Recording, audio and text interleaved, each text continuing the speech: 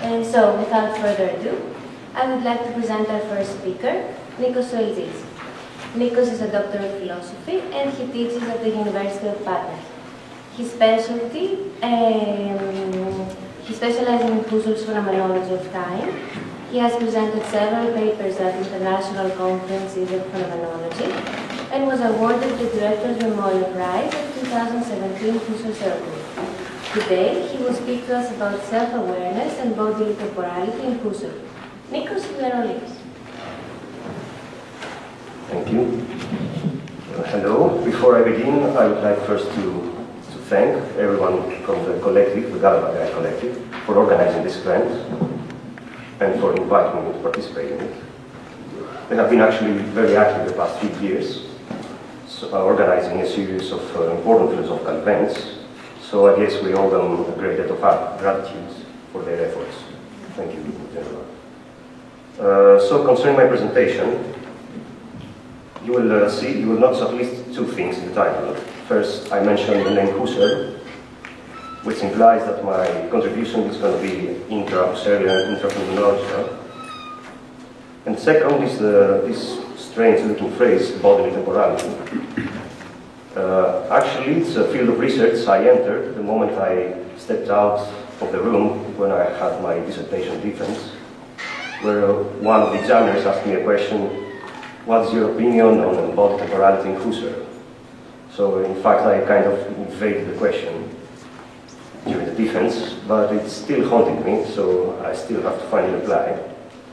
So I still kind of feel that I'm in that room still and trying to reply that same question.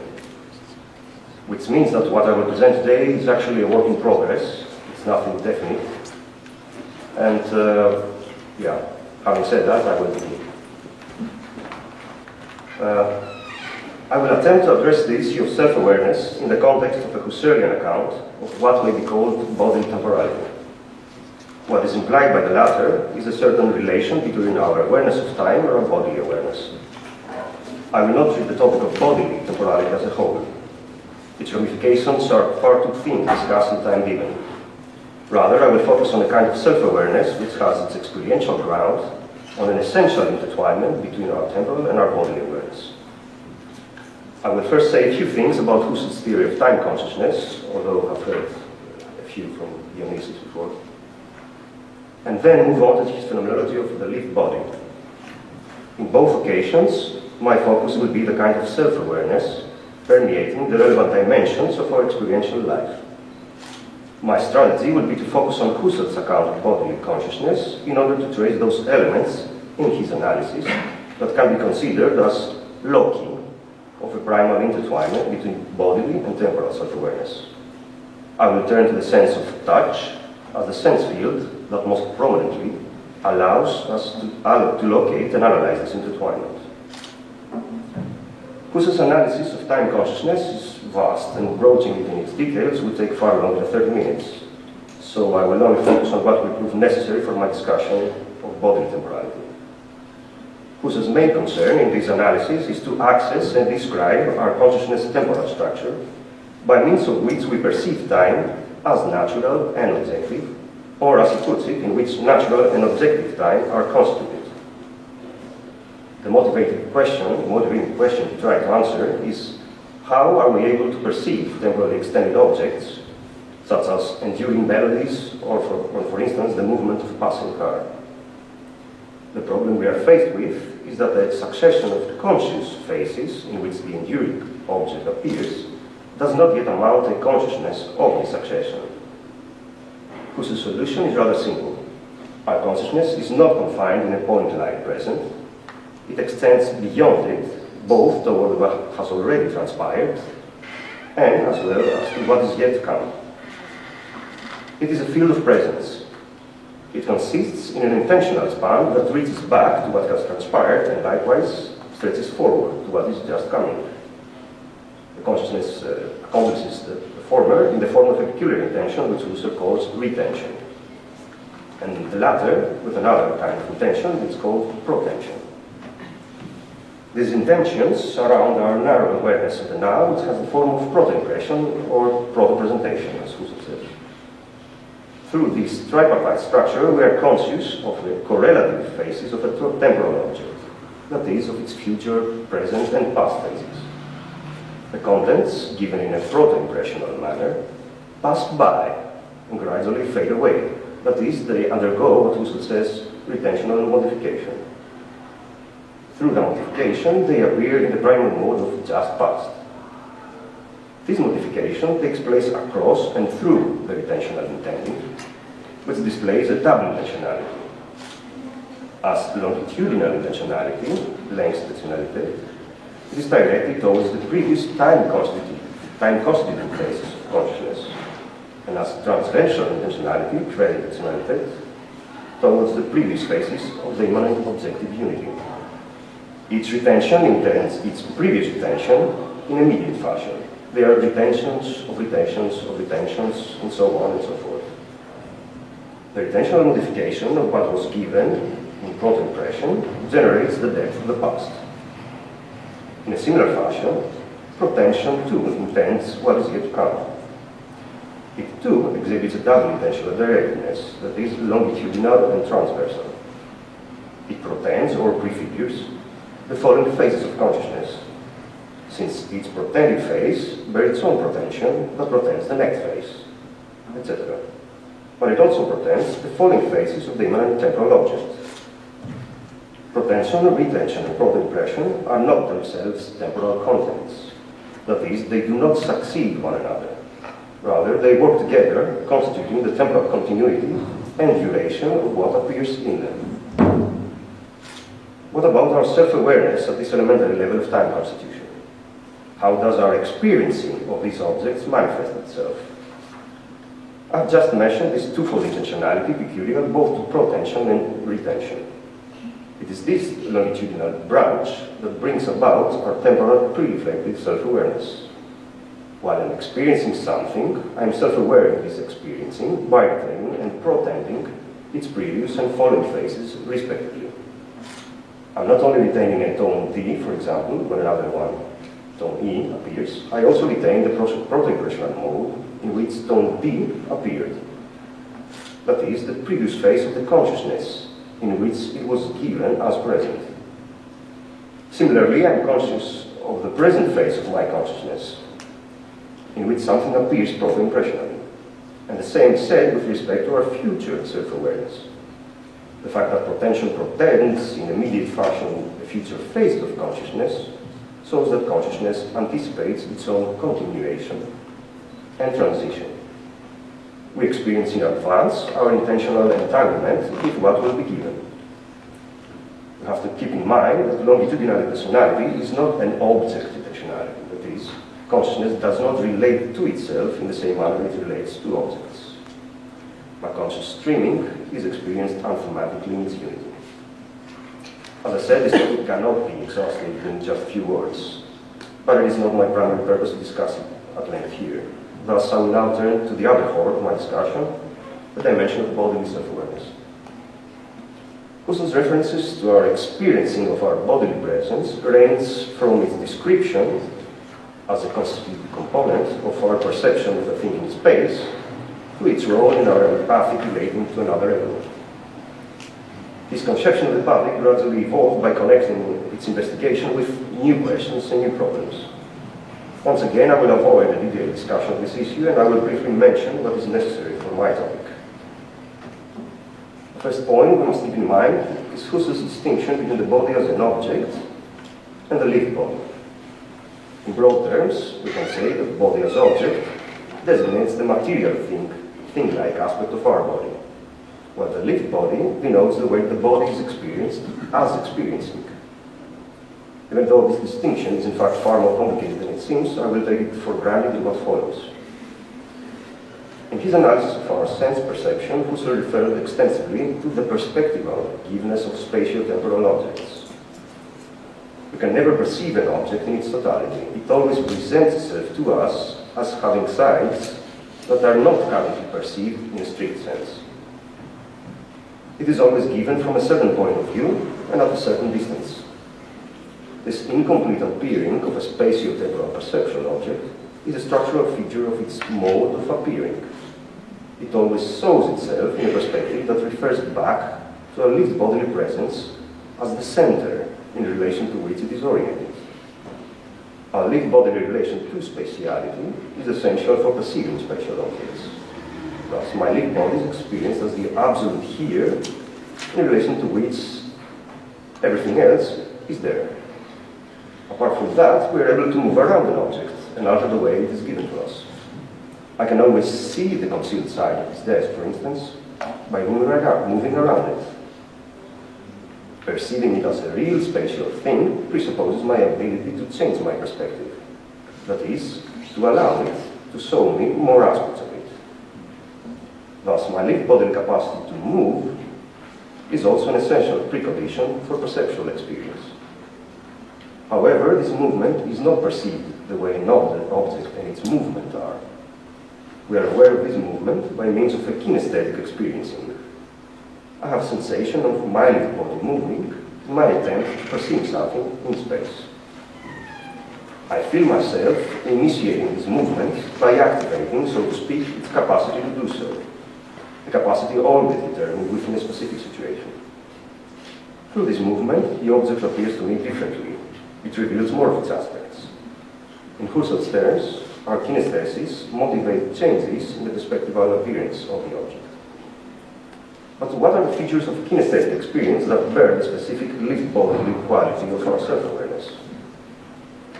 When engaged in a perceptual activity, my attention is directed to the object perceived, and not to the movements I execute in order to perform this perceptual activity. Does this mean that my lived body lacks this dimension of self-manifestation?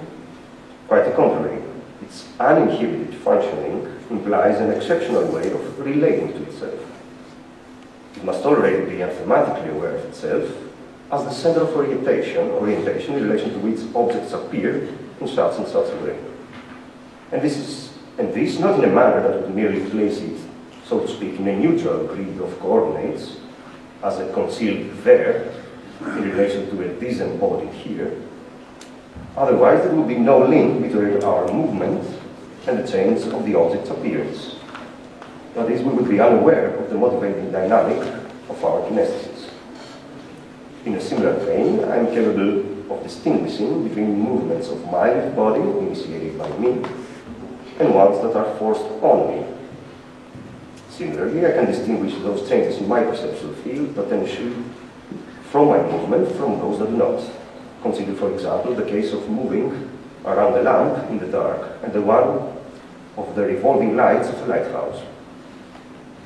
Briefly put, kinesthetic experience comprises both sensing of our movement and being responsible for it. That is, it involves a layer of agency. Having said that, I wish to draw your attention to another feature of our lived body and to a mode of self-awareness peculiar to it. Husserl says that my lived body is an organ of perception. Perception does not depend solely on our lived body movement, but also on its sensibility. Different aspects of an object appear through different sense fields. I see a side of this table, I touch its surface, I hear a sound when I knock it. Each different aspects of an object appear through the different senses. So the question that follows from this seems rather obvious. Do I perceive my lived body through my senses the way I perceive an object? Apparently not. As Husserl says, and I quote, in every encountering experience of the thing, the lived body is co-experienced as a functioning lived body, and thus not as a mere thing. End quote. In every perceptual experience, my lived body is co-experienced in its functioning, that is, in its contribution to the constitution of the perceptual object. Our capacity to perceive our lived body as a thing, even if it is an exceptionally imperfectly constituted thing, rests on the lived body's ability to objectify itself. Perceiving our lived body as an object is only possible through our lived body's anthematic functioning, that is, in this co-experiencing of its functioning. We have already briefly discussed the kinesthetic aspect of this functioning and our awareness of it. Now we need to address the issue of our awareness of lived body functioning in its sensuous aspect. Husserl distinguishes different kinds of sensations according to their they play in our experience. We have, for instance, the kinesthetic sensations I just referred to, which perform the motivational function, as we saw. We have the presenting sensations, which manifest properties of the object. We also have sensations of tension and relaxation, which form, so we could say, the material basis for the life of desire and will. Among these, he refers explicitly to a kind of sensations that seems to be the sensuous bearer of unlived bodily functioning. To signify those sensations, he coined the term empfindelse. I will use the English translation, which is sensing. Now, it is somewhat ambiguous whether he considers sensings as a distinct and peculiar class of sensations or simply as a secondary functional dimension common to various sensations. In any case, he refers to them as sensations. In broad strokes, we can say that they are localizations of sensations on and in our body. Touch is a sense field most prominently characterized by this process of localization. When I touch this table, I sense its cold and slippery surface. Its being cold and slippery is given to my hand in a sensuous manner. My hand bears a sensation of coldness. However, the same sensation is also localized in or migrating hand. The same sensation is thus apprehended in a twofold manner. On the one hand, as presenting sensation that manifests the object property of coldness, and on the other hand, as a sensation that somehow mediates our bodily self-awareness. It should be noted, though, that experiencing this localization differs radically from experiencing a property of a material object. As Husserl says, once again, and I quote, tactile sensations are not in the skin like pieces of its organic tissue, end of quote. So even if the alternating shift of apprehensions presupposes a thematization of the sensing, it does not amount to an objectifying awareness of the touching surface upon which they lie. Anticipating the point I will raise in the final part of my paper, I will mention in passing that the fact that sensing does not ultimately amount to material intervention in our bodily self-awareness does not mean that this localization occurs with no reference to spatiality. However, it involves a different kind of spatiality. I have referred to two instances of experiencing our bodily existence, the way Husserl describes them, kinesthesis and sensing. In this last part, I zoomed in on the latter as its experience in our sense of touch. My aim now is to examine how its specific experiential quality offers a distinctive, a concrete way of experiencing our conscious life's temporal structure. As we saw, the sensing plays a particular role in our experience and should not be conflated with any of the other classes or functions of sensation. Referring to the kind of temporal self-awareness manifest in our experiencing of the sensing, I mean to show that the qualitative identity of our bodily existence, that is, our awareness of bodily individuality through more than the mere bodily feeling of being alive, is already traceable at this level of sensing. As a sensation, the sensing is temporally extended through the familiar structure, retention, concentration, protension. We are faced with a familiar pattern of pre-reflective self-awareness, longitudinal intentionality permeating it as our self-intending through it. What emerges is from the beginning entangled in our conscious, intentional life. Nevertheless, sensing presents us with another quality of self-experiencing, one that is determined by the sensuous character of sensation and should not be reduced to the longitudinal intending of the relevant phases of our experiencing it, even though there should be a kind of coincidence between them. This unique quality of bodily self-experiencing is usually what drives Husserl scholars to include a reference to the bodily source of our sensations, while describing the structure of time consciousness. I do not mean to dismiss this reference. On the contrary, I believe we should solidify it by appealing to specific aspects of our bodily awareness, bodily self-awareness, that will strip it of its phenomenologically unclarified guise. I say that tactile sensation admits of a double apprehension, that is, as a sensation presenting the object and as a sensing. I also say that we should not understand the second as an object apprehension. Given my presentation's main interest, the first question we suppose is whether this double apprehension implies a twofold temporal structure. A layer constituting the sensation in its object-presented dimension, while another one is responsible for the constitution of the sensation qua sensing. Thus, in that case, tactile sensations should be understood as already prefigured in a twofold manner, going through a similar twofold proto-impressional awareness and leading to a train of twofold retentions. Let us see what happens to each stratum. Focusing on the object-presenting aspect of tactile sensation, that is, on what in it contributes to experiencing, let's say, the slippery surface of this table, we notice that our protensions may be easily disappointed. The initially hard surface may afterwards appear slippery, or the bearable hot may eventually feel unbearable. This disappointment will motivate a redetermination of our potential anticipation. From now on, we will not be expecting it to be the way we experienced it at the beginning of the touching event. But does this apply to our protension of the sensing? Does our shift to the sensing aspect of the sensation occur as a possible disappointment of some protension? Is it a surprising or irritating emergence of another type of sensation, as is the case, for instance, when blue comes while we were anticipating red, or hardness when we were anticipating more smoothness?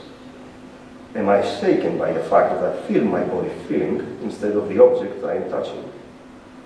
It seems not. Our thematic focus on it does not occur as a common perceptual episode in which an object appears to me. It brings to our attention something already occurring in a non-objectified manner. I am hardly surprised by my awareness of my bodily existence when something touches me unexpectedly. The surprising sensation owes its surprising character to the announcement of an object touching my body, not to the fact that I was anticipating no co-appearance of my own lived body when I was touched. This implicit self-sensitivity manifests a depth of sensing in the proto-impressional appearance of the tactile sensation. In other words, the presence of the sensation bears within itself the presence of my lived bodily self-sensitivity. My suggestion is to investigate the temporal structure of this self-sensitivity through its affective texture. We will thus see that we are not dealing with a case of simultaneous sensations, so to speak, one encapsulating the other or one placed next to the other, but with different dimensions of our experiencing the tactile sensation. When touching an object, the object touched exerts an affection, calling me to turn my attention to it. We experience this affective allure in the object-presenting layer of our sensation. What we feel at our fingertips is calling us to attend to its details as properties that belong to it. Nevertheless, this does not occur as an, so to speak, isolated event. There is always a battle of affections claiming my attention. It can be either the object's shape, its temperature, or texture, but it can also be a battle between the affections exerted within each of these. As for instance, when I touch the table at the corner of the table exerts a greater affective allure on me than, for instance, the straightness of its sides. Now, does my lived bodily self-sensitivity partake in this battle? Is the kind of self-affection we ascribe to it just another version of this kind of affection? We will probably insist that it's not.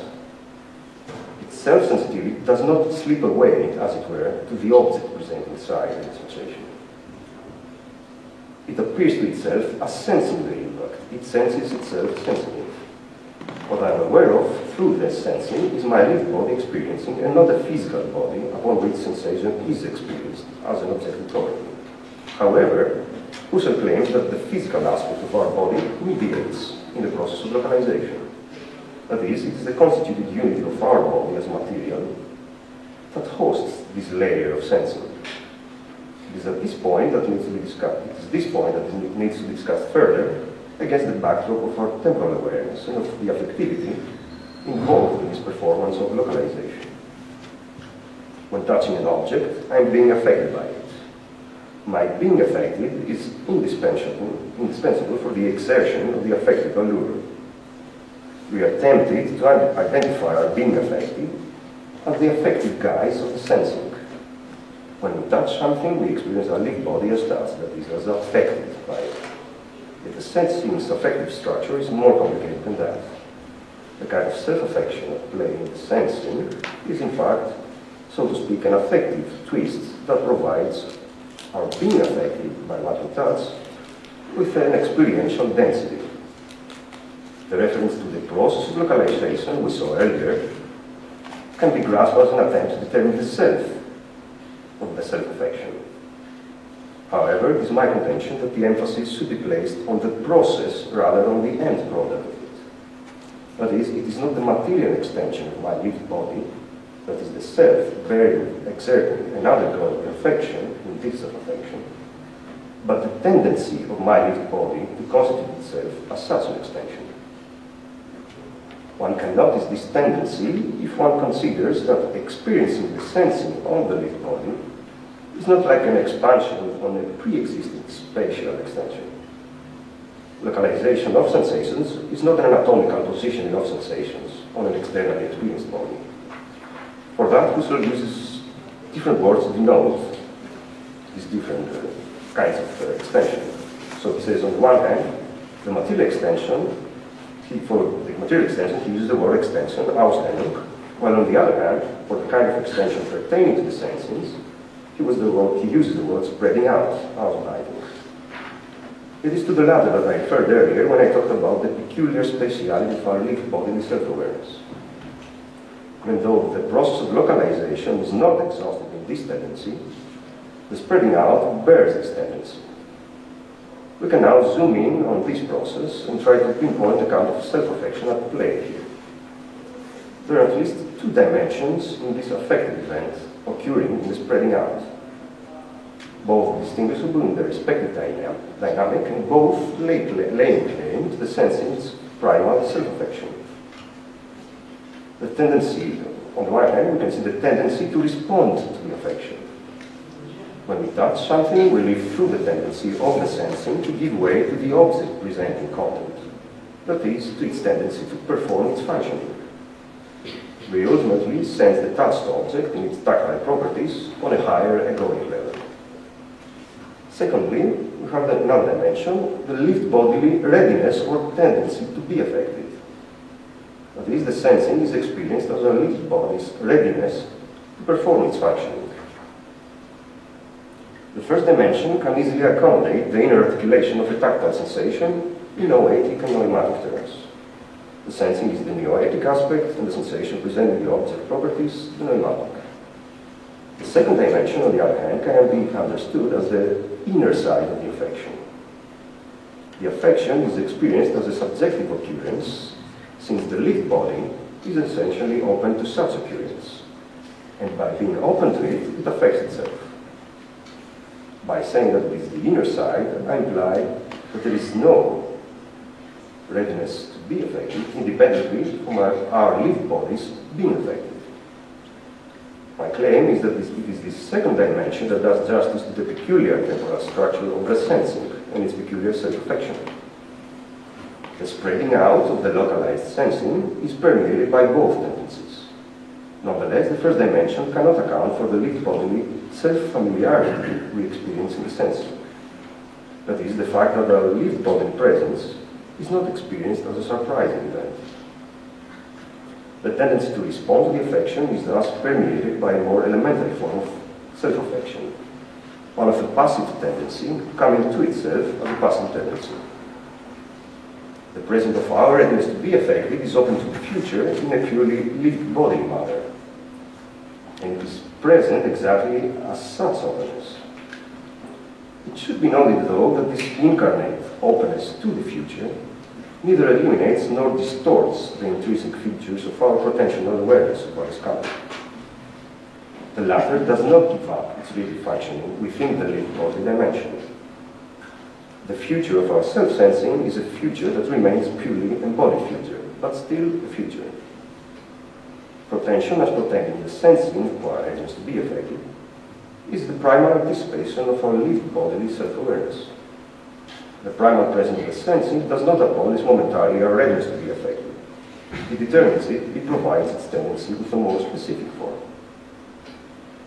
To conclude, let me say that the experiential dimension of this readiness to be affected is what renders possible the shaping of our sensing by instincts, habits, or feelings. For example, it becomes less prominent when I'm used to the specific feeling of clothes on me, or more prominent for someone, for instance, who is anxiously waiting to regain control of her numb arm. Also, even the gentle touch of a needle is sensed as quasi-painful to someone who has developed a fear of needles. Thus, this dynamic dimension of sensing and the readiness to be affected contributes to the constitution of what may be called, or is called, body memory. The self that cuts through and determines the lived bodily quality of self-awareness in the sensing is the self denoted by this readiness to be affected. While holding an object, the lived body does not vanish for itself. It merely rests in the comfort of a readiness that it promises itself, of a promised readiness that it itself will include. Thank you for your attention.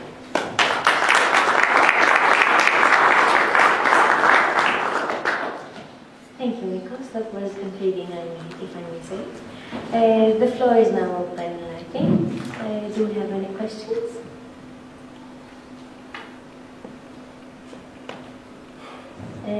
Yes, Anthony?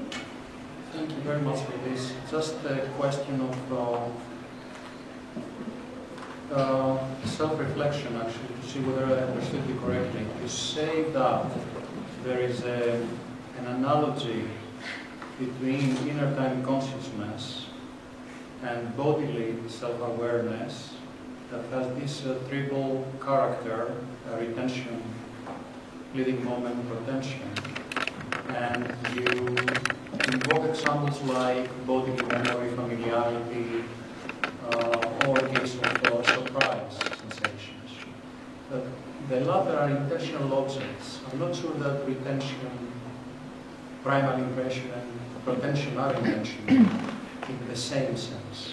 Or are they? I mean, how is intentionality figuring in your scheme? So the analogy you asked me that I supposedly employ is an analogy between the double structure, the double intentionality, or the tripartite structure. The tripartite structure. So no, actually, I mostly was trying to press towards the double intentionality. Fine. Fine. Okay. So you do not think there is an analogy there? Okay. In a sense, there is.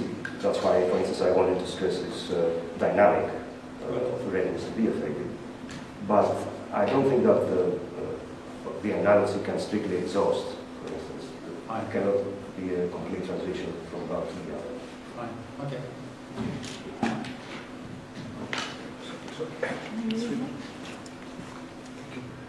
This is really perhaps more a suggestion than a question. So I think if you're looking for places where Husserl is talking about the link between temporality and embodiment, I mean, it might actually also be worth looking at crisis, because in crisis he has this comment where he says that the insertion, so this is a kind of paraphrase, might not be completely the way he puts it, but he basically says that the insertion into a nexus, an intergenerational nexus of birth and death, belongs as indissoluble from the ego as the tripartite temporal structure.